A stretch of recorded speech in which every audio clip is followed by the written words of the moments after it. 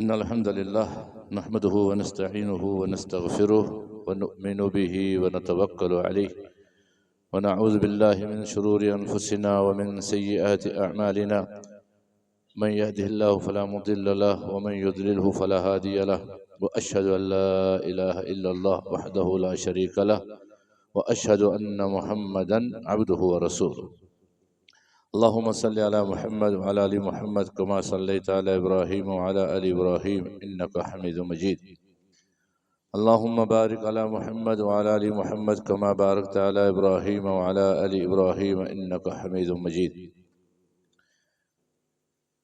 أما بعد قال الله تبارك وتعالى يا أيها الذين آمنوا اتقوا الله حق تقاته ولا تموتن إلا وأنتم مسلمون يا أيها الناس اتقوا ربكم الذي خلقكم من نفس واحدة وخلق منها زوجها وبث منهما رجالا كثيرا ونساء واتقوا الله الذي تساءلون به والأرحام إن الله كان عليكم رقيبا يا أيها الذين آمنوا اتقوا الله وقولوا قولا سديدا يصلح لكم أعمالكم ويغفر لكم ذنوبكم ومن يطع الله ورسوله فقد فاز فوزا عظيما رب اشرح لي صدري ويسر لي امري واحلل عقدة من لساني يفقهوا قولي اللهم ارنا الحق حقا وارزقنا اتباعه وارنا الباطل باطلا وارزقنا اجتنابه آمین یا رب العالمین۔ ہر قسم کی حمد و ثنا اللہ رب ذوالجلال کے لیے ہے جو ہمارا خالق ہے، مالک ہے، رازق ہے، رب ہے، اور بے حد درود و سلام ہوں صادق مصدوق رحمت العالمین صلی اللہ علیہ وسلم پر۔ اس رب ذوالجلال کا بے حد شکر اور احسان ہے جس نے مجھے اور آپ کو انسان بنایا، مسلمان بنایا اور اپنے پیارے حبیب صلی اللہ علیہ وسلم کی امت سے پیدا کیا۔ اس رب ذوالجلال کی بے انتہا ہمارے اوپر نعمتیں ہیں، احسانات ہیں، اور اس میں سے ایک احسان یہ بھی ہے کہ جس نے ہمیں صحت عافیت دی اور ایک ہفتے کے بعد پھر ہمیں اپنے گھر میں جمع ہونے کی توفیق بخشی۔ یہ اللہ کی توفیق کے بغیر ممکن نہیں ہے۔ اللہ سے دعا ہے کہ اللہ تعالی ہمارا یہ آنا اور یہ بیٹھنا، یہ سننا اور سنانا قبول فرمائے۔ عزیز ساتھیو، یہ دنیا کی زندگی ایک تو بہت مختصر ہے اور دوسری بڑی آزمائش والی جگہ ہے۔ مجھے اور آپ کو مختصر سے وقت کے لیے دنیا میں بھیجا گیا ہے کسی خاص مقصد کے لیے، لیکن اکثریت ایسی ہے کہ وہ اصلی مقصد کو بھول گئے ہیں اور اس دنیا کے کھیل تماشے میں اور اس کی رنگینیوں میں گم ہو گئے، اور اس وقت انسان کو اپنی اس غلطی کا احساس ہوگا جس دن ملک الموت اپنی گروہ کے ساتھ اس کے سامنے حاضر ہوں گے، تو اس وقت اس کو پتہ چلے گا کہ آج تو میری زندگی ختم ہو گئی ہے اور میں تو کسی اور کام میں لگا رہا۔ کامیاب ترین لوگ وہ ہیں کہ جنہوں نے اپنی زندگی میں اس آنے کا مقصد سمجھ لیا اور اسی کو حاصل کرنے میں لگے رہے۔ دنیا کمانا، دنیا میں رہنے کے جو اسباب ہیں ان کو حاصل کرنا یہ کوئی برائی نہیں ہے، لیکن یہ اصل مقصد نہیں ہے، یہ ہماری ضرورت ہے۔ مقصد کیا ہے؟ آخرت، جس کے لیے ہمیں یہاں بھیجا گیا۔ ہم نے تھوڑے سے وقت میں محنت کرنی ہے اور پھر ہمیشہ ہمیشہ زندگی میں خوشحال زندگی گزارنی ہے۔ نبی کریم صلی اللہ علیہ وسلم کی آمد سے پہلے لوگ کفر و شرک میں، ظلمت میں گرے ہوئے تھے، ہر طرح کے گناہ کر رہے تھے، اور قتل و غارت اتنی تھی کہ جو بھی طاقتور گروہ ہوتا تھا وہ کمزور کے اوپر حملہ بول دیتا تھا رات کے اندھیرے میں اچانک، اور ان کے مال اسباب کو وہ لوٹ لیتے تھے، ان کی عورتوں کو یرغمال بنا لیتے تھے، اور ان کے بچوں کو بھی وہ غلام بنا لیتے تھے۔ بڑی عجیب سی زندگی تھی، لیکن اللہ رب ذوالجلال نے پھر احسان کیا اور اپنے پیارے حبیب صلی اللہ علیہ وسلم کو مبعوث کیا اور پھر ان کی اصلاح کرنی شروع کر دی۔ جب ان لوگوں کی اصلاح ہونی شروع ہو گئی تو ان کو یہ احساس ہوا کہ ہم تو بہت بڑے گناہ گار ہیں، ہم نے تو بڑے بڑے گناہ کیے ہیں، تو ہمارا کیا ہوگا؟ اب جب ان کو پریشانی نے گھیر لیا اور کچھ نے آ کے نبی صلی اللہ علیہ وسلم کے آگے اعتراف جرم کرتے ہوئے کہا کہ اللہ کے نبی، ہم نے تو بہت بڑے بڑے گناہ کر دیے، تو ہمارا کیا ہوگا؟ اللہ تو کہتا ہے کہ میں حساب لوں گا۔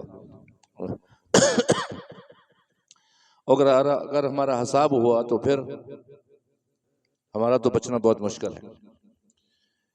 تو اس وقت اللہ رب الجلال نے جبریل امین کو بھیجا اور یہ سورہ زمر کی آیت کہ قل یا عبادی الذین اسرفوا علی انفسہم لا تقنطوا من رحمت اللہ ان اللہ یغفر الذنوب جميعا انہ هو الغفور الرحیم، کہ پیارے حبیب صلی اللہ علیہ وسلم آپ ان لوگوں سے، میرے بندوں سے کہہ دے کہ جن لوگوں نے اپنے اوپر زیادتی کی ہے، اپنے جانوں پر ظلم کیا ہے، جو بہت بڑے بڑے گناہ کیے ہیں، لا تقنطوا من رحمت اللہ، میری رحمت سے مایوس نہ ہونا، میں بہت زیادہ معاف کرنے والا ہوں، تمہارے جتنے بھی گناہ ہوں گے ان کو معاف کر دوں گا، لیکن اس کی کچھ شرائط بیان کی گئی ہے۔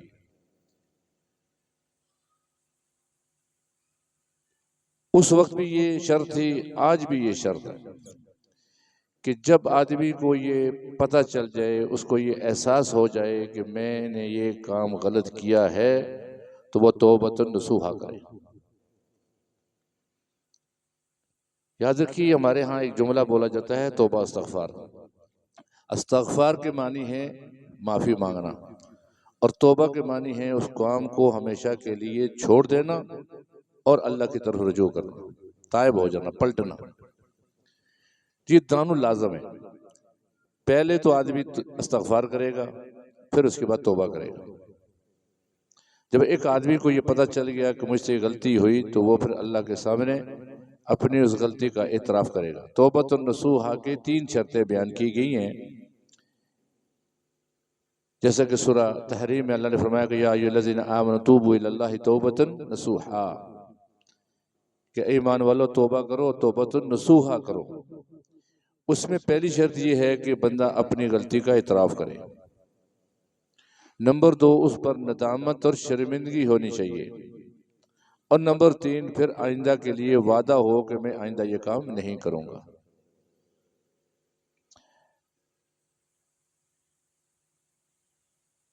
اللہ تعالیٰ فرماتے ہیں سورہ نوح کے اندر کہ جو آدمی استغفار کرتا ہے، معافی مانگتا ہے، تو میں بڑا غفور رحیم ہوں، معاف کرنے والا ہوں۔ یہ ایک ایسا عمل ہے کہ جو اللہ کی توفیق کے بغیر بھی نہیں ہو سکتا۔ خوش نصیب ہے وہ شخص کہ جس کو اللہ رب الجلال نے اس دنیا کی زندگی میں توبہ اور استغفار کرنے کی توفیق بخشی۔ اکثر شیطان جو ہے وہ لوگوں کو اس یعنی چکر میں رکھتا ہے کہ کر لیں گے، کوئی بات نہیں ہے، ابھی تو عمر بڑی پڑی ہوئی ہے، جب قریب ترین وقت آئے گا تو ہم توبہ بھی کر لیں گے، ابھی بہت سے کام ہیں، یہ ہے وہ ہے، مختلف طریقے سے وہ ٹالتا رہتا ہے، اس کو اس چیز سے دور رکھتا ہے۔ بعض دفعہ یہ بھی ہوتا ہے، مجھ سے بھی کئی لوگوں نے اس طرح کے سوال کیے ہیں کہ جی پھر وہ آج اگر ہم نے توبہ کی تو کل پھر وہی گناہ ہم سے ہو گیا تو پھر کیا ہوگا؟ کوئی بات نہیں۔ جب شیطان نے اللہ کے سامنے کہا تھا کہ لَأُغْوِيَنَّهُمْ أَجْمَعِينَ فَبِعِزَّتِكَ لَأُغْوِيَنَّهُمْ أَجْمَعِينَ، کہ میں قسم کھاتا ہوں تیری کہ میں ان کو چھوڑوں گا نہیں، ان کو سب کو گمراہ کروں گا۔ تو اللہ تعالیٰ نے فرمایا کہ میرے بندے جب تک مجھ سے معافی مانگتے رہیں گے میں ان کو معاف کرتا رہوں گا۔ سبحان اللہ۔ حقیقت میں اگر دیکھا جائے تو میں اور آپ نے اللہ تعالیٰ کو حقیقت میں صحیح معنوں میں پہچانا ہی نہیں ہے کہ وہ رب کتنا کریم اور رحیم رب ہے، اس کی کتنی عنایات ہیں، اور وہ اپنے بندوں سے کتنی محبت کرتا ہے۔ جس طرح یہ دنیا کا ایک منطقہ ہے، علاقہ ہے، یا ایک جگہ ہے، یہ عالم ہے، انتہائی مشکل والی جگہ ہے، آزمائشوں والی جگہ ہے، مصیبتوں والی جگہ ہے، اسی طرح اللہ کی رحمت نے اس سب کو ڈھانپ رکھا ہے۔ بے حد کریم رحیم رب ہے۔ انسان گناہ کرے گا، غلطیاں کرے گا، کوئی بندہ ایسا نہیں ہے جو غلطی نہ کرے۔ بخاری شریف میں اللہ تعالیٰ کے نبی صلی اللہ علیہ وسلم نے فرمایا کہ کلو بنی آدم خطا، بنی آدم کی ساری اولاد خطا کار ہے، لیکن خیر الخطائین توابون، بہترین خطا کار وہ ہیں جو توبہ کرتے ہیں۔ اس کا بہترین طریقہ تو یہ ہے کہ ایک تو یہ کہ فوراً اسی وقت توبہ کر لی جائے، اگر یہ نہیں تو کم سے کم رات سونے سے پہلے آدمی اپنے پورے دن کے اعمال کا محاسبہ کر لے کہ آج میں نے کیا کیا ہے۔ کسی کو بتانے کی ضرورت نہیں ہے، لیٹے لیٹے بھی بیٹھ کے نہیں کر سکتا تو لیٹے جب بستر پر سو جائے تو اللہ کے سامنے ایسے اپنے آپ کو تصور پیش کرے کہ میں اللہ کے سامنے ہوں، اللہ آج دن میں نے جو کام کرنے تھے وہ نہیں کیے، وہ جو نہیں کرنے تھے وہ مجھ سے ہو گئے، بس وہ تو مجھے معاف کروا دے۔ مجھے نہیں معلوم کہ آج کی رات میرے لیے آخری رات ہو، صبح میں اٹھ سکوں گا یا نہیں اٹھ سکوں گا، تو یقین جانیے کہ میرا ایمان یہ ہے کہ یقیناً اللہ اس پر اپنا خاص فرم فرمائے گا۔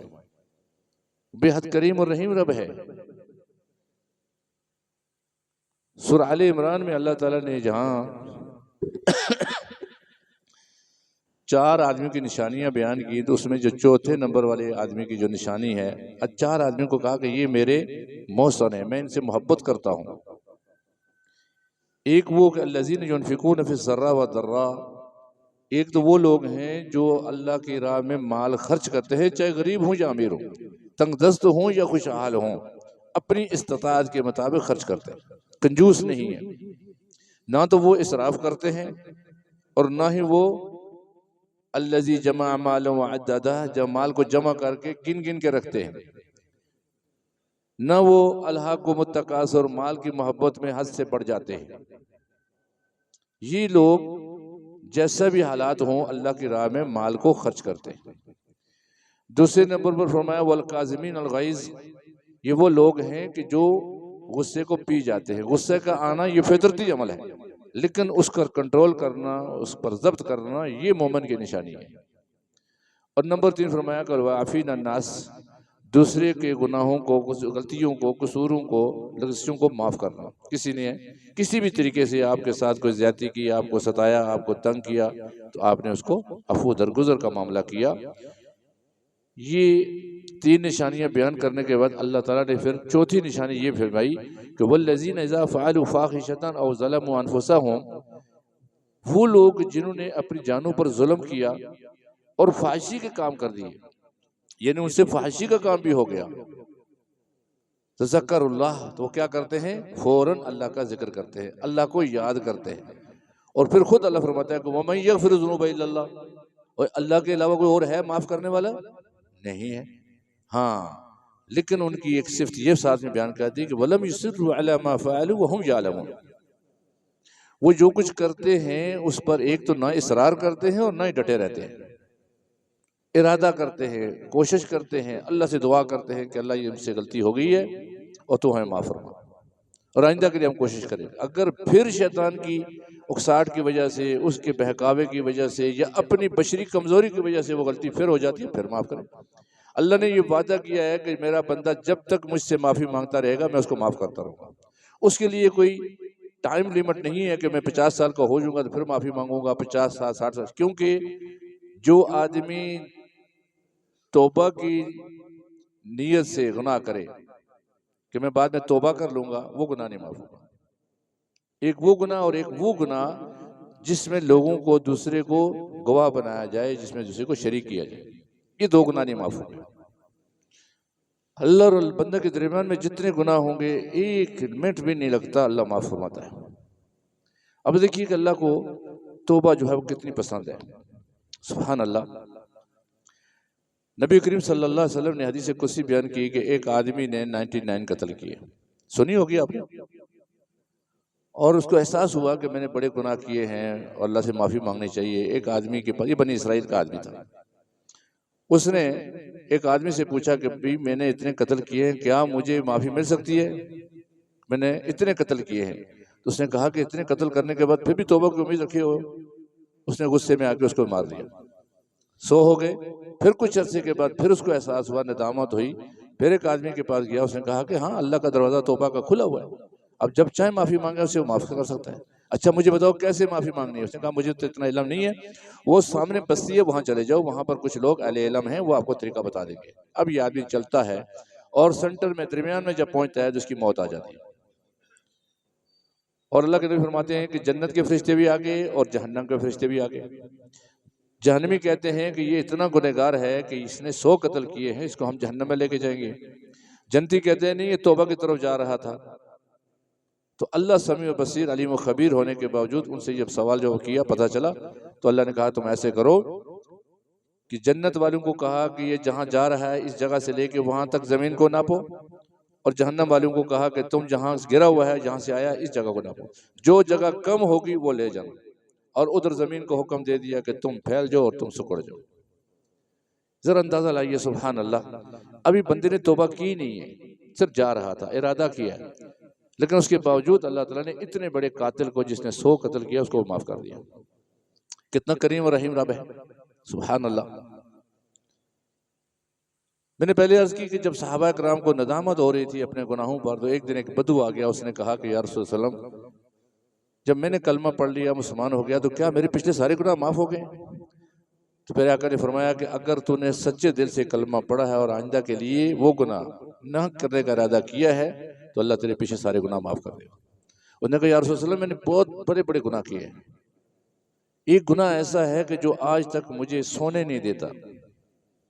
نبی نے پوچھا کیا گناہ کیا تو نے؟ وہ کہنے لگا یا رسول اللہ میں نے پہلی بات یہ کہ میں نے اپنی 6 بچیاں زندہ درگور کی ہیں، جب میں 5 بچیاں مار چکا تو 6ٹھی بچی جب پیدا ہوئی تو وہ ماں آخر ماں ہوتی ہے۔ انسان تو انسان ہے، آپ جانوروں کو بھی دیکھتے ہوں گے کہ وہ بھی اپنے بچوں سے کتنا پیار کرتی ہیں۔ یقیناً ایک ماں جب اپنے 9 مہینے بچے کو پیٹ میں رکھ کے جنم دیتی ہے تو اس کو تو اس سے محبت ہوتی ہے، تو ماں اس سے بچاتی رہی۔ یہ پھر کسی کام کے سلسلے میں کہتا ہے میں باہر چلا گیا، کچھ عرصے کے بعد جب واپس آیا تو بچی چلنا پھرنا شروع کر دیا، اب وہ باتیں بھی کر رہی تھی، لیکن میرے اندر وہ آگ جلک رہی تھی کہ میں کسی نہ کسی طرح بہانہ بنا کے اس کو بھی قتل کروں گا۔ تو میں نے بچی سے مصنوعی پیار کرنا شروع کر دیا تاکہ اس کی ماں کو دھوکہ دے سکوں، اور نبی صلی اللہ علیہ وسلم رو رہے ہیں۔ صحابہ نے کہا کہ ظالم چپ ہو جاؤ، تو نے ہمارے نبی کو بہت رلا دیا ہے۔ تو نبی نے فرمایا کہ نہیں، اس کو بات پوری کرنے دو۔ کہنے لگا یا رسول اللہ میں کبھی کبھی اس کو لے جاتا تھا باہر گھمانے کے لیے، پھر لے کے آتا تھا تاکہ اس کی ماں کو پورا اعتماد ہو جائے کہ میں اس کو اب نہیں ماروں گا۔ تو جب یہ اس کی یعنی اعتماد ہو گیا اس کے اوپر، اس کو میرے اوپر، تو میں نے کیا کہ ایک دن پروگرام بنایا اور ایک جگہ منتخب کی، وہاں جا کے پہلے سے میں نے وہ کدال اور رسی چھوڑ کے آ گیا، اور پھر میں نے اس کی ماں کو کہا کہ اس کو تیار کرو، میں ذرا گھمانے کے لیے لے کے جاتا ہوں۔ لے کے گیا، وہ آگے کے چل رہی ہے، کبھی پیچھے چل رہی ہے، بابا کہاں جا رہے ہیں، کیوں جا رہے ہیں، جیسے بچوں کی عادت ہوتی ہے جب وہ باپ سے پیار کرتے ہیں۔ لیکن میرے دماغ میں وہی بات ہے کہ کب میں اپنے مقصد میں کامیاب ہوں گا۔ اعوذ باللہ۔ کہتے ہیں کہ میں جب وہاں پہنچا، میں نے وہ کدال نکالی اور کھڈا کھود رہا ہوں، وہ مٹی میرے کپڑوں پر پڑ رہی ہے اور میرے کپڑے جھاڑ کے کہتی ہے کہ بابا آپ کیا کر رہے ہیں، آپ کے کپڑے خراب ہو رہے ہیں، لیکن مجھے کچھ سمجھ نہیں آ رہی ہے۔ میں نے وہ گڑھا کھودا، اس کی رسی سے ہاتھ پاؤں باندھے، اس نے چیخنا شروع کر دیا، لیکن میں نے اس کو اٹھا کے گڑھے میں پھینکا اور مٹی ڈال دی۔ آج تک مجھے اس کی چیخوں کی آواز آ رہی ہے۔ نبی صلی اللہ علیہ وسلم اتنے روئے کہ آپ کی ہچکی بچ گئی۔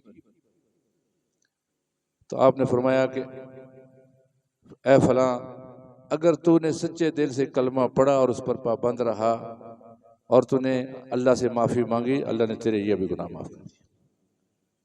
ذرا حساب لیجئے کہ اللہ کتنا کریم اور رحیم ہے، لیکن اس کے لیے سچی توبہ چاہیے، سچی توبہ چاہیے۔ اللہ کو توبہ اتنی پسند ہے، اتنی پسند ہے کہ ایک نبی صلی اللہ علیہ وسلم نے ایک اور واقعہ سنایا، حدیث قدسی سنائی، کہ ایک آدمی صحرا میں جا رہا تھا اور اس کے ساتھ ایک اونٹنی تھی جس کے اوپر اس کا سارا سامان سفر کا موجود تھا۔ صحرا کا سفر بڑا عجیب ہوتا ہے، جن لوگوں نے سفر کیا ہوگا صحرا کا ان کو پتہ ہوگا کہ صرف اونٹ کو اللہ تعالیٰ نے یہ ایک سنس دی ہے، ایک سمجھ دی ہے کہ وہ اس صحرا میں چل سکتا ہے، باقی تو رستہ کا نشان ہی نہیں رہتا۔ چند منٹ کے بعد بعض دفعہ تو اتنی تیز ہوا چلتی ہے کہ گاڑیاں جو ہیں وہ مٹی میں ڈوب جاتی ہیں، تو رستہ کہاں سے رہے گا؟ تو ایک جگہ پر جا کے اس کو کچھ تھکاوٹ سی ہوئی تو اس نے سستانے کے لیے، تھوڑا آرام کرنے کے لیے ایک پتھر کے ساتھ ٹیک لگائی اور تھوڑا سا آرام کرنے لگا تو سو گیا، اس کی آنکھ لگ گئی۔ پھر آقا فرماتے ہیں کہ جب اس کی آنکھ کھلی تو دیکھا کہ وہ اونٹنی ماں ساز و سامان غائب تھی۔ تو صحابہ سے پوچھا کہ اب اس کی کیفیت کیا ہوگی؟ تو صحابہ نے کہا کہ یا رسول اللہ صلی اللہ علیہ وسلم اب تو اس کے لیے موت، کہاں جائے گا صحرا میں؟ دور دور تک نہ کوئی درخت ہے، نہ پانی ہے، نہ کوئی چیز ہے۔ تو نبی نے فرمایا کہ پھر اس نے اسی غم اور پریشانی کی حالت میں پھر اسی پتھر کے ساتھ ٹیک لگا کے لیٹ گیا کہ اب موت آ گئی۔ پھر اس کی آنکھ لگ جاتی ہے اور تھوڑی دیر کے بعد جب آنکھ کھلتی ہے تو دیکھتا ہے کہ وہ اونٹنی ماں ساز و سامان اس کے سامنے کھڑی ہے۔ پوچھا پھر اب اس کی کیا حالت ہوگی؟ تو صحابہ نے کہا کہ یا رسول اللہ اب تو اس کے سامنے ایک موت کے بعد زندگی آ گئی، نئی زندگی اس کو ملی۔ تو اللہ کے نبی نے کیا فرمایا کہ قسم اس رب کی جس نے مجھے نبی بنا کے بھیجا ہے، اس اونٹنی والے کو، اس بندے کو اس اونٹنی کے ملنے کے بعد جتنی خوشی ہوئی ہے، اس سے زیادہ خوشی اللہ کو ہوتی ہے جب بندہ گناہ کر کے توبہ کرتا ہے۔ میرے بھائیوں، میں اور آپ سب گناہ گار ہیں۔ یہ مت سمجھیے کہ میں یہاں کھڑا ہوں تو میں نہیں، میرے سے بھی گناہ ہو رہے ہیں، کیونکہ اللہ کے نبی نے فرمایا کلو بنی آدم خطا، بنی آدم کی ساری اولاد خطا ہے۔ کسی سے بڑے گناہ ہو رہے ہیں، کسی سے چھوٹے ہو رہے ہیں، کسی سے کس طرح، کسی سے کس طرح، لیکن خیر الخطائین توابون، سب سے بہترین خطا کار وہ ہیں جو توبہ کرتے ہیں، جن کو اللہ توبہ عطا کرتا ہے۔ یہ میرے اور آپ کے اندر کوئی کمال نہیں ہے کہ ہم توبہ کریں، یہ اللہ کی دی کی توفیق ہے۔ جس کو اللہ توفیق دے گا وہی توبہ کرے گا۔ تو اللہ تبارک و تعالی جس کو توبہ کی توفیق دے دے، یہ میرے اور آپ کے لیے بڑا مختصر وقت ہے۔ آج کا دن یہاں بیٹھے ہیں، کل کا دن اس وقت ہم اپنی قبر میں جا سکتے ہیں۔ کئی واقعات ہمارے سامنے ہوئے۔ بنی اسرائیل کا ایک واقعہ میں بتاتا ہوں آپ کو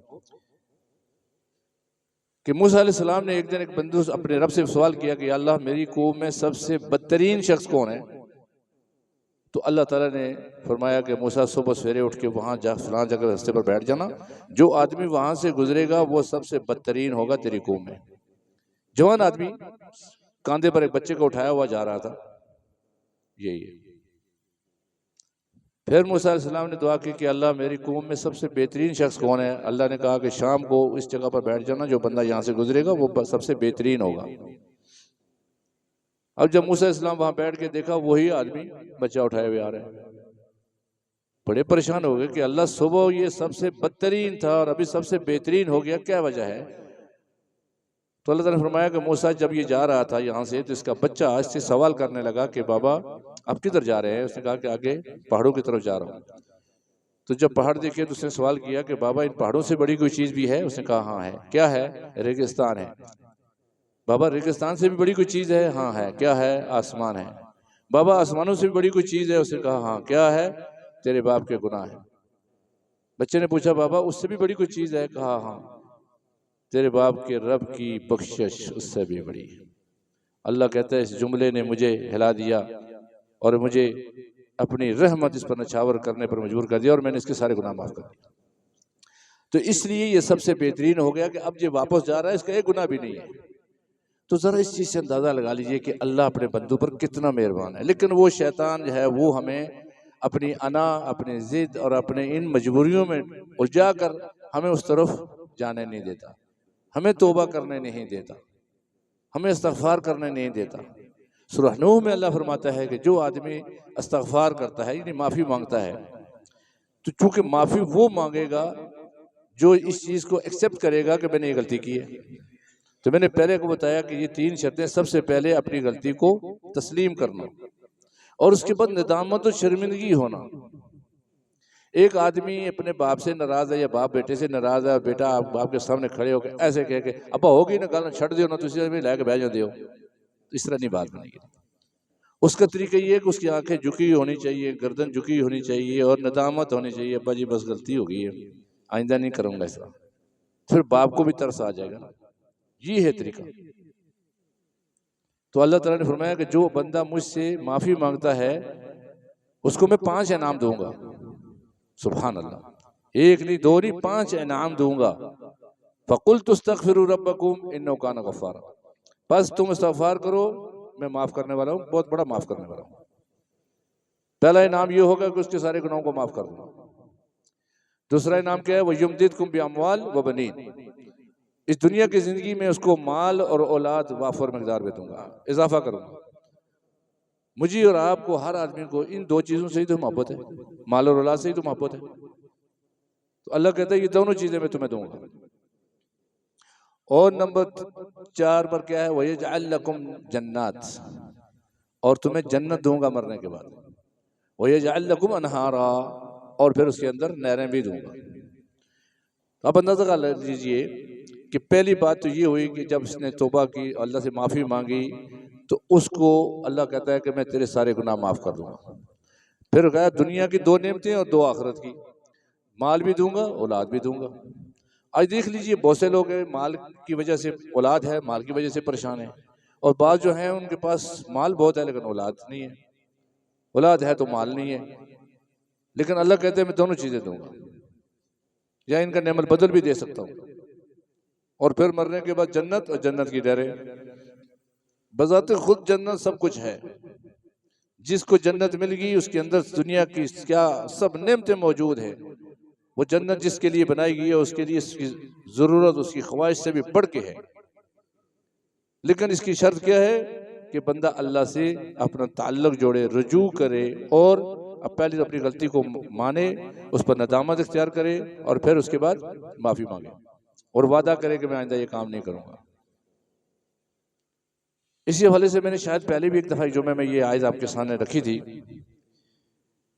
کہ خاص کر جو لوگ 40-50 سال سے اوپر والے ہیں، عمر کا ایک حصہ ہے، پیارے آقا صلی اللہ علیہ وسلم نے فرمایا کہ میری امت کی میکسیمم عمر جو ہے وہ 60 اور 70 کے درمیان ہے، اور جتنے بھی بڑے بڑے صحابہ ہیں، خود نبی صلی اللہ علیہ وسلم ازواج تقریباً یہ 60 اور 70 کے درمیان ہی فوت ہوئے ہیں۔ تو اس لیے اگر بشمول میرے اگر کسی آدمی کو 60 سال زندگی مل گئی تو سمجھ لے کہ اس نے اپنی پوری زندگی گزار دی ہے۔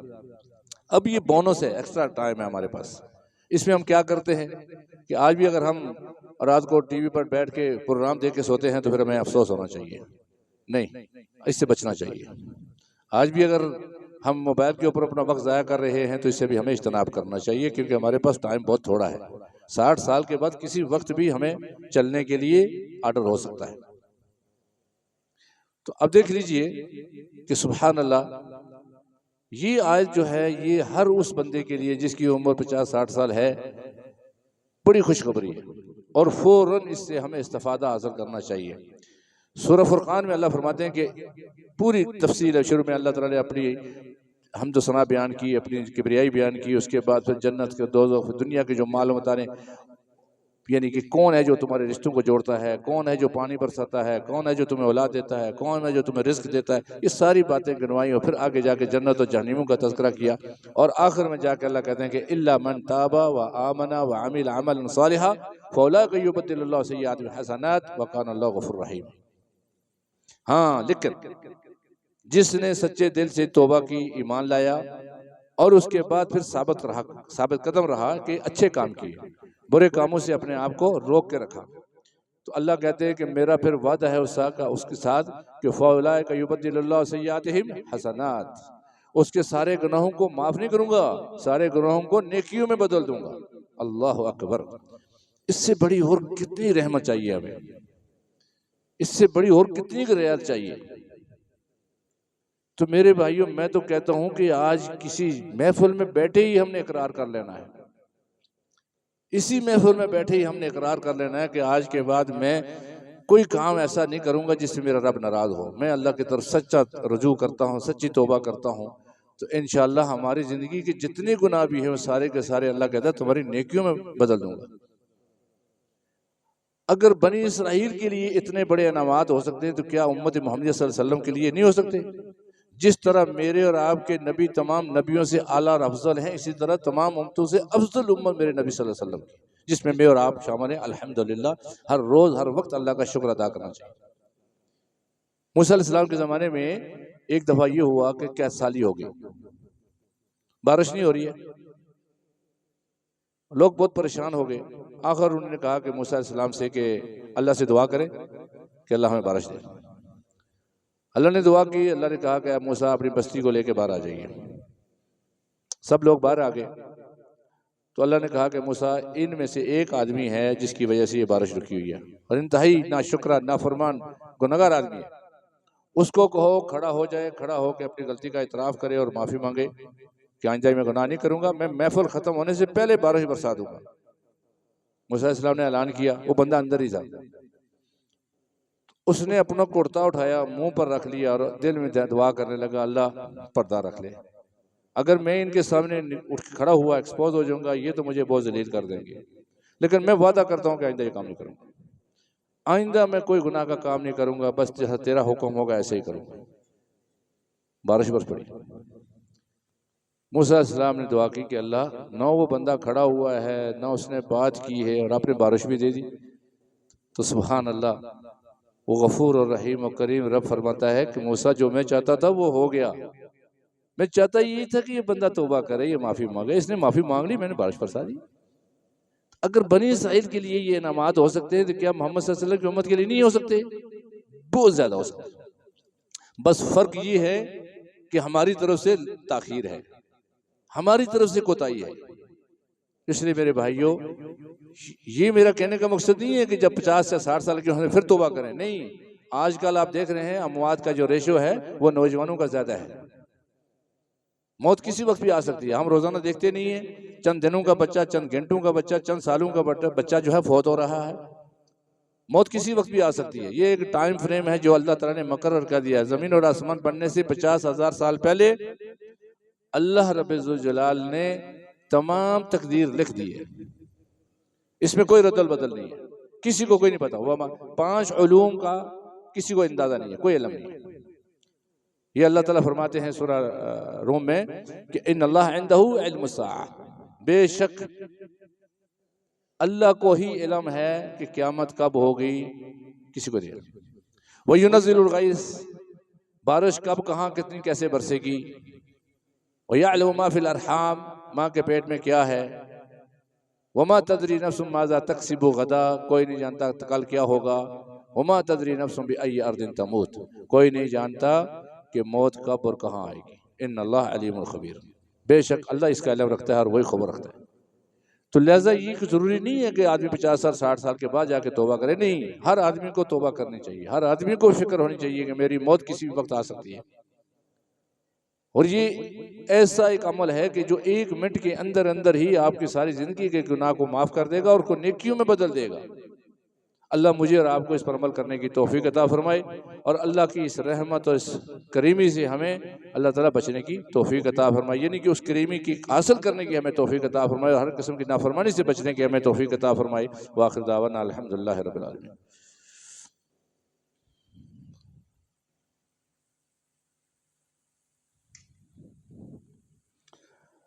الحمد للہ وکفا وسلام علی عبادہ الذین اصطفیٰ، اما بعد، قال اللہ تبارک وتعالی ان اللہ وملائکتہ یصلون علی النبی یا ایھا الذین آمنوا صلوا علیہ وسلموا تسلیما، اللہم صل علی محمد وعلی آل محمد کما صلیت علی ابراہیم وعلی آل ابراہیم انک حمید مجید، اللہم بارک علی محمد وعلی آل محمد کما بارکت علی ابراہیم وعلی آل ابراہیم انک حمید مجید۔ عزیز ساتھیو، آپ سب ماشاءاللہ باشعور ہیں، سمجھدار ہیں، دین دنیا کو سمجھنے والے ہیں، سارے کاروبار کوئی نہ کسی طریقے سے کوئی نہ کوئی کام کاروبار کر رہے ہیں، کیونکہ یہ ہماری ضرورت ہے، ٹھیک ہے۔ لیکن اللہ کے لیے اس چیز کا بہت زیادہ خیال رکھیں کہ ہفتے میں یہ 1 دن آتا ہے جمعہ کا، اور یہ بہت ہی اہم دن ہے، اور اس میں ایک ساتھ ایسی ہے کہ جس کے اندر اللہ تعالیٰ اس آدمی کی ہر دعا جو ہے وہ جائز قبول فرماتا ہے۔ اور کوشش کریں کہ آپ جمعے والے دن 1 گھنٹہ جو ہے اس کو آپ مخصوص کر لیں۔ دیکھیں کتنی بڑی نعمت ہے، 24 گھنٹے میں 1 گھنٹہ اور پورے ہفتے میں 1 گھنٹہ۔ اگر ہم یہ بھی نہیں نکال سکتے تو پھر ہم کیا کریں گے؟ اس دنیا کی خاطر صبح و شام لگے ہوئے ہیں کہ جس کا کچھ ہمیں پتہ نہیں ہے کہ یہ ہمارے نصیب میں ہوگی یا نہیں ہوگی، لیکن آخرت ہمیں لازمی ہے، اس میں رہنا ہے، اس میں جانا ہی جانا ہے، اور وہاں جتنا معاملہ ہوگا ہمارے اعمال کے ساتھ ہوگا۔ پیارے آقا صلی اللہ علیہ وسلم نے فرمایا کہ جو جمعے کی اذان سے پہلے آئے گا وہ جمعے کا ثواب حاصل کر پائے گا، اور جو اول وقت میں آئے گا اس کو 1 اونٹ کی قربانی کے برابر ثواب ملے گا۔ جو دوسرے نمبر پر آئے گا، نمبر سے نہیں، دوسرے ساتھ میں آئے گا، اس کو 1 گائے یا بیل کی قربانی، اور جو تیسری ساتھ میں آئے گا 1 بکری یا دمبے کے برابر، چوتھی ساتھ میں جو آئے گا 1 مرغی، اور آخری وقت میں جو آئے گا انڈے کے برابر اس کو ثواب ملے گا۔ لیکن ساتھ میں یہ فرما دیا کہ فرشتے گیٹ پر کھڑے ہوتے ہیں، رجسٹر لے کے ہر آدمی کا نام انٹری کرتے ہیں، لیکن جو امام خطیب ممبر پر آتا ہے السلام علیکم ورحمۃ اللہ وبرکاتہ، دروازے پہ کھڑے فرشتے رجسٹر بند کر دیتے ہیں اور انٹری بند ہو جاتی ہے۔ اور کس کی خاطر ہم اتنا ثواب جو ہے وہ ضائع کر رہے ہیں؟ میں اکثر یہ مثال دیتا ہوں اپنی مساجد میں بھی کہ دیکھیں اگر آج اعلان ہو جائے کہ چٹھا بختاور میں جو پنجاب کیش اینڈ کیری ہے انہوں نے اعلان کیا ہے کہ رات 12 بجے تک جو آدمی پہنچے گا اس کو یہ انعام ہے کہ جتنا سامان اٹھا سکتا ہے لے جائے. یقین کریں پیدل جائیں گے, بچوں کو بھی لے کے جائیں گے, سارے چلیں آج لوٹیں. لیکن وہ اس کے مقابلے میں مکھی کے پر کے برابر بھی نہیں ہے. جو جمعے والے دن جمعے میں حاضر ہونا اور اول وقت میں حاضر ہو کر یہ اجر و ثواب جو ہے وہ کچھ اس کے مقابلے میں کچھ کیا ہے.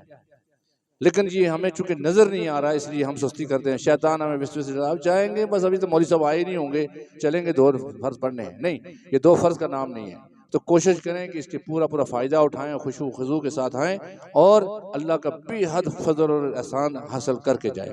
اللہ رب ذوالجلال مجھے اور آپ کو اس پر عمل کرنے کی توفیق عطا فرمائے. اللہ سے دعا ہے کہ رب کائنات جتنے بھی مسلمان دنیا سے چلیں گے اللہ سب کی مغفرت فرما, ان کے صغیرہ کبیرہ گناہوں کو معاف فرما اور جنت فردوس میں اعلیٰ مقام عطا فرما. رب ذوالجلال جتنے بھی بیمار ہیں ان کو شفاء کاملہ عاجلہ عطا فرما. اس حاضرین مجلس میں سے بھی جتنے لوگوں کے گھر میں کوئی بیماری ہے اللہ اس کو تو ہی شفا دینے والا ہے, تو اس بیماری کو دور کرنے والا ہے. اس مصیبت میں پریشانی اللہ ان کی پریشانی کو دور فرما. رب ذوالجلال تو ہی ہمارا حامی اور ناصر ہے دنیا میں بھی اور آخرت میں بھی. انت ولی فی الدنیا والآخرہ توفنا مسلما والحقنا بالصالحین.